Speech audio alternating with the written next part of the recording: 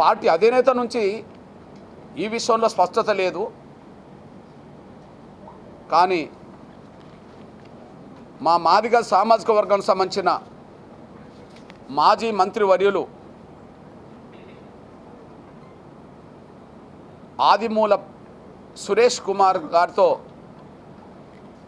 మీరు రాసిన స్క్రిప్టును మాత్రం వినిపించిండ్రా అని మాకు అనుమానాలు కనిపిస్తున్నాయి. మీ పత్రికల్లో వచ్చిన హెడ్డింగ్ ప్రకారమే సురేష్ గారి ప్రెస్ మీట్ ప్రకారమే లేదా ఆయన చదివిన మీరు రాయించిన ఆయన చదివిన ఆ స్క్రిప్ట్ ప్రకారమే మీరు పెట్టిందే ఎస్సీలో చిచ్చు పెట్టి చలి కాచుకుంటారా అనే మాట మీ హెడ్డింగ్లోనే ఉన్నది. అంటే ఎస్సీ వర్గీకరణ అంశాన్ని ఇది చిచ్చుగా ఒక మాజీ మంత్రితోటే మీ పార్టీ నుంచి మాట్లాడిస్తున్నారు.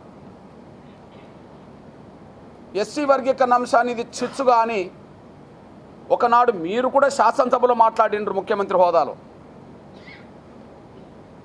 ఎస్సీ రిజర్వేషన్ల వర్గీకరణ అంశాన్ని మీరు కూడా ముఖ్యమంత్రి హోదాలో ఒక చిచ్చుగా అందులో ప్రకటన చేశారు.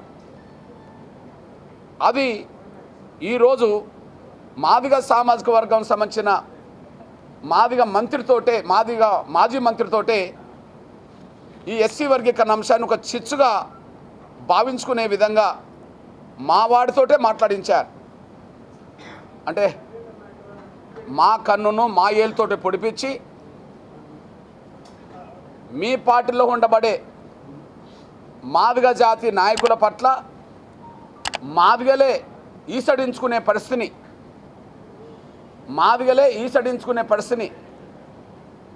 మాదిగలకు మీ పార్టీలో ఉండబడే మాదిగ నాయకుల్ని దూరం చేసే పరిస్థితిని మీరే కల్పిస్తున్నారు.